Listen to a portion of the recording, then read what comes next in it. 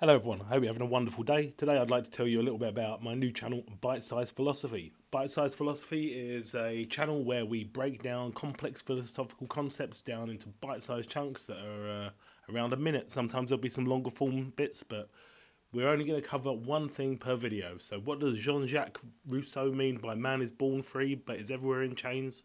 Or what does Confucius mean by he who knows all the answers has not been asked all the questions? We're covering a range of philosophers, not just the Greek philosophers, but African philosophers, female philosophers, Far Eastern philosophers, through contemporary and throughout history. It's great for both beginners and those who are well accustomed to philosophy. So if you like philosophy, please try out Bitesize Philosophy. Give us a like and a subscribe. I'll be putting a couple of short videos at the end of this section so you can see the sort of stuff that we do, and I'll be putting a link to the channel in the description. Hope you enjoy. The only way to deal with an unfree world is to become so absolutely free that your very existence is an act of rebellion. This quote by Albert Camus, a French philosopher and writer, is an expression of defiance and resilience against oppressive or restrictive circumstances. When he says the only way to deal with an unfree world is to become so absolutely free that your very existence is an act of rebellion, he is suggesting that one should strive for personal freedom and autonomy in a world that seeks to control or limit individual liberty. Camus, an existentialist thinker, believed that individuals must create meaning and purpose in their lives despite living in an absurd and chaotic world.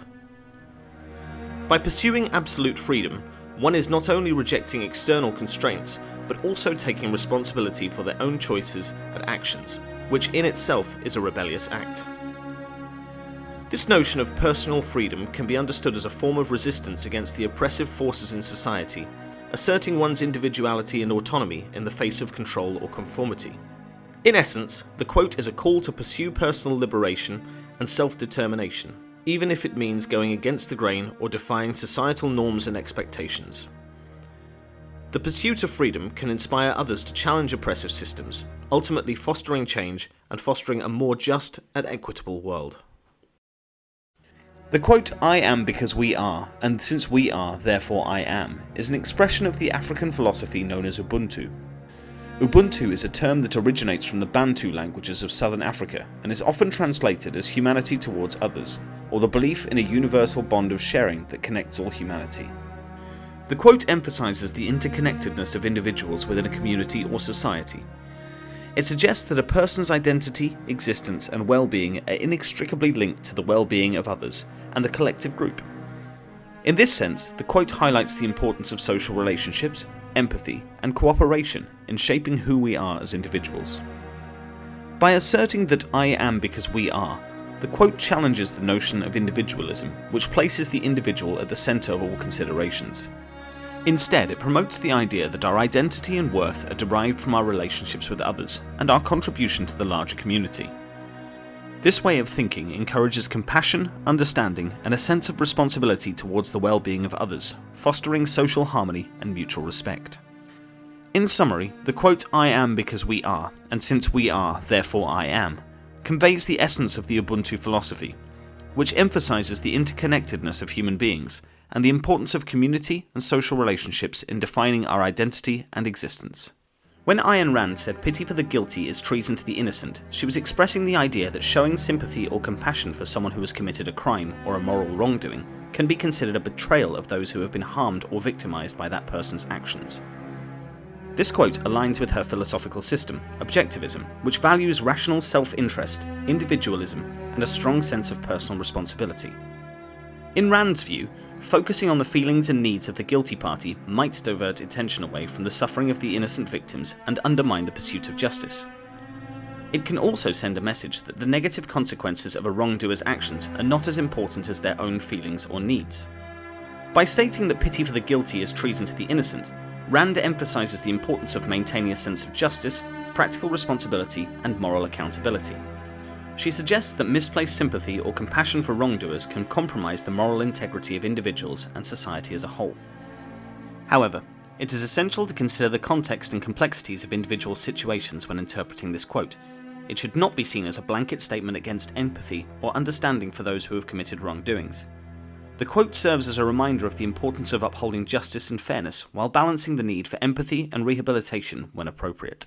"Man is born free but is everywhere in chains" is a famous quote from the Genevan philosopher Jean-Jacques Rousseau, 1712 to 1778. Specifically from his influential work The Social Contract, 1762. This statement encapsulates Rousseau's views on the tension between individual freedom and the constraints imposed by society, as well as his ideas about the nature of political authority and legitimacy. Rousseau believed that in a hypothetical state of nature, humans enjoyed complete freedom and independence. However, as people formed communities and societies, they entered into social contracts, agreements in which they gave up some of their personal freedom in exchange for the benefits of living in an organized, cooperative society. These benefits could include protection, security, and access to resources that would be difficult to secure individually. The chains Rousseau refers to in his quote refer to the social, political, and legal constraints that come with living in a society. People become subject to the rules and norms of their communities, which can sometimes limit their natural freedoms and result in oppression and inequality. Rousseau's ideas in The Social Contract were revolutionary for its time as they challenged the traditional notion of absolute monarchy and divine right. He argued that political authority should be based on the consent of the governed, and that the purpose of government should be to protect and preserve the natural rights and freedoms of its citizens. If a government fails to fulfill this purpose, Rousseau believed that people had the right to dissolve the social contract and establish a new one. The quote, "Man is born free but is everywhere in chains," is a powerful reminder of the complex relationship between individual freedom and societal constraints, as well as a call to re-evaluate the sources and purposes of political authority. One of the penalties for refusing to participate in politics is that you end up being governed by your inferiors. This quote by Plato, an ancient Greek philosopher, highlights the importance of engaging in political processes and civic life. The core message is that if individuals choose to disengage or distance themselves from political matters, they risk being ruled by those who may be less competent, less ethical, or less aligned with their values and interests. Plato's statement serves as a reminder that active participation in politics, either through voting, engaging in public debates, or even running for office, is crucial in ensuring that capable and well-intentioned leaders are elected or appointed to govern. If people abstain from participating in political activities, they inadvertently allow those with potentially harmful agendas to take control, ultimately impacting the overall well-being of society. In a broader sense, the quote emphasizes the importance of being informed, involved, and taking an active role in shaping the world around us. By engaging in politics, individuals can influence policies, advocate for their values, and contribute to creating a better and more just society. The quote, "He who knows all the answers has not been asked all the questions," is attributed to Confucius. This statement suggests that no one can truly possess complete knowledge or understanding of everything, as there will always be new questions or perspectives to consider.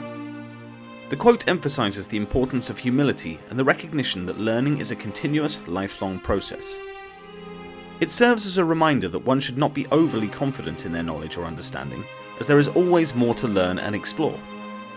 It encourages individuals to keep an open mind and be receptive to new ideas, questions, and challenges that can help them grow and expand their understanding.